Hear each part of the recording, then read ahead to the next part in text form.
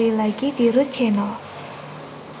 Kali ini kita akan mengupas karya sastra menggunakan teori interteks.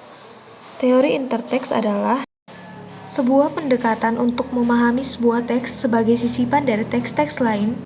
Intertekstual juga dipahami sebagai proses untuk menghubungkan teks dari masa lampau dengan teks masa kini. Suatu teks dipahami tidak berdiri sendiri. Menurut Nuggiantoro, tahun 1995 halaman 10, novel adalah suatu cerita yang bermain dalam dunia manusia dan benda yang ada di sekitar kita, tidak mendalam dan lebih banyak melukiskan peristiwa dari kehidupan oleh pengarang. Novel mengungkapkan suatu konsentrasi kehidupan pada setiap saat yang tegang dengan memfokuskan pada kehidupan. Novel berkembang dari bentuk psikologi yang mendalam, suatu cerita yang bermain dalam dunia manusia dan lebih banyak melukiskan kehidupan seseorang. Kali ini kita akan mengkaji kajian intertekstual pada novel Surat Kecil untuk Tuhan dan novel Air Mata Surga.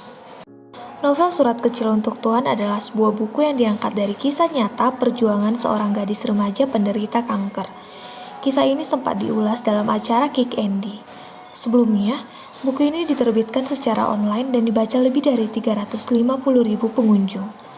Banyak pembaca yang terinspirasi oleh kisah novel ini, sehingga buku ini dicetak secara luas dan terjual lebih dari 30.000 buku.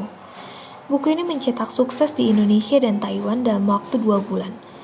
Novel ini menceritakan tentang seorang anak gadis yang cantik, pintar, baik hati, ceria, penyabar, ikhlas, rajin, penyayang, dan sederhana.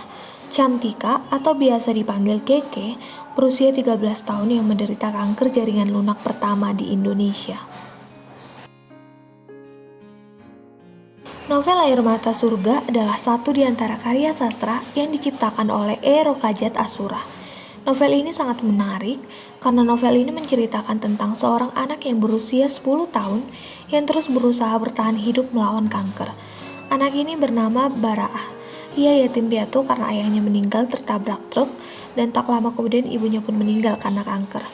Walaupun dalam kondisi seperti itu, Baraah tetap saja menghafal ayat-ayat suci Al-Quran dan ia memiliki cerita yang sangat bagus karena ia ingin memberikan selembar demi selembar hafalan ayat-ayat Al-Quran yang telah ia hafalkan kepada seluruh anak-anak muslim di dunia.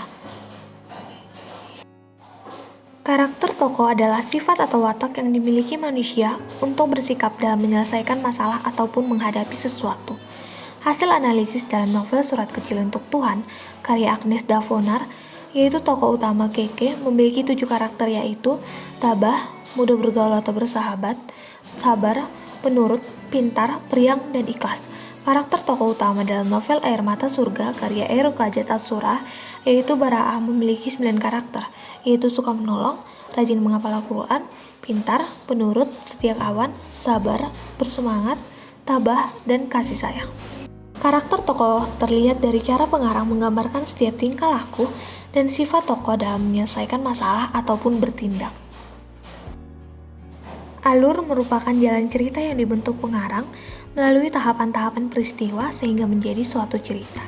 Alur terdiri dari alur maju, alur mundur, dan alur campuran.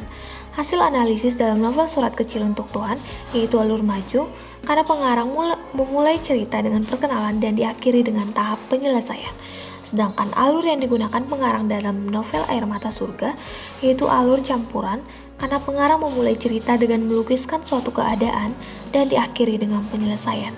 Tahapan alur biasanya dimulai dari perkenalan, peristiwa mulai bermunculan, peristiwa mencapai klimaks, dan diakhiri dengan penyelesaian. Latar merupakan penjelas untuk mendeskripsikan sebuah cerita. Latar terbagi 3, yaitu latar tempat, waktu, dan latar sosial. Latar tempat merupakan tempat kejadian suatu peristiwa yang terjadi dalam sebuah cerita. Latar waktu merupakan kapan terjadinya sebuah peristiwa dalam cerita. Latar sosial merupakan kehidupan sosial masyarakat yang ditemukan pengarang dalam sebuah cerita.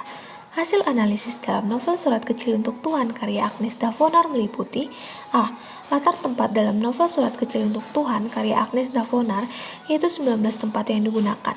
Latar tempat dalam Air Mata Surga karya E. Rokajat yaitu 22 tempat. B. Latar waktu. Dalam novel Surat Kecil Untuk Tuhan, karya Agnes Davonar, yaitu 8 waktu yang digunakan. Latar waktu dalam novel Air Mata Surga, karya Ero Kajat, yaitu 5 latar waktu yang digunakan. C. Latar sosial dalam novel Surat Kecil Untuk Tuhan, karya Agnes Davonar, yaitu kepercayaan masyarakat terhadap mitos dan kepercayaan manusia terhadap karma atau kisas.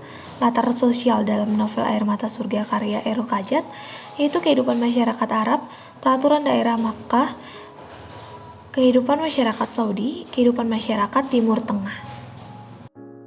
Intertekstual merupakan adanya persamaan dan perbedaan yang ada di dalam novel dan adanya kaitan antara novel yang lahir duluan dengan novel yang lahir selanjutnya. Hasil analisis hubungan intertekstual pada novel Surat Kecil Untuk Tuhan, karya Agnes Davonar, dan novel Air Mata Surga, karya Ero Kajat, yaitu adanya persamaan pada karakter tokoh, latar tempat, dan latar waktu, serta adanya perbedaan pada alur, latar, dan bahasa yang digunakan dalam kedua novel. Hubungan intertekstual terlihat dari persamaan dan perbedaan yang ada pada karakter tokoh, alur, latar, serta dilihat dari segi bahasa yang digunakan dalam kedua novel tersebut. Hipogram merupakan suatu karya yang diduga menjadi dasar dalam munculnya sebuah teks atau novel yang lahir berikutnya. Transformasi adalah memindahkan sesuatu dari teks yang satu ke dalam teks yang lain. Terkadang apa yang ditransformasikan itu terlihat jelas sama dan terkadang tidak terlihat jelas tergantung pada pengarangnya sendiri. Novel Surat Kecil Untuk Tuhan, karya Agnes Davonar, merupakan hipogram untuk novel Air Mata Surga. Hal itu terbukti karena adanya persamaan ide dan peristiwa-peristiwa yang terjadi dalam novel Air Mata Surga yang sudah lebih dulu diekspresikan Agnes Davonar dalam novelnya berjudul Surat Kecil Untuk Tuhan pada 2008. Kemudian ditransformasikan oleh Ero Kajat Asura pada novelnya yang berjudul Air Mata Surga pada tahun 2011.